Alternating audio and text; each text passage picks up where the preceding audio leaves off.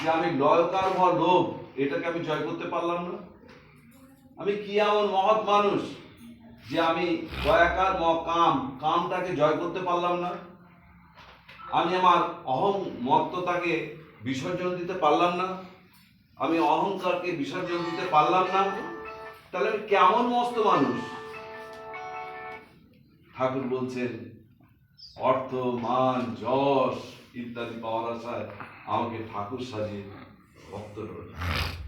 এই যে সাজানো ঠাকুর, যে ঠাকুর নন, তিনি যে জীবন্ত ঠাকুর, আমাদের ঘরের একজন অভিভাবক, সেটা কিন্তু ওই কথার মধ্যে দিয়ে প্রকাশ করলেন। আমরা এই যে মা শেষে এসে বিরক্ত করলাম না, এই যে আমরা বলি ঠাকুর বিশ্ব ব্রহ্মাণ্ডের মালিক, এই চরাচরের মালিক ইত্যাদি ইত্যাদি অনেক বিশেষণে বিশেষায়িত করি, কিন্তু আসল জায়গাটা ফাঁকা। এই আজকে দেখুন এই জায়গাটা কি সুন্দর লাগছে, যেখানে গেলে মনের গ্রন্থের মোচন হয় তাই কি। আমি তো মনে হচ্ছে আজকে আমি তীর্থ দর্শনে এলাম আমার বৌদির বাড়ি, কারণ এত সুন্দর করে তিনি ঠাকুরকে সাজিয়েছে।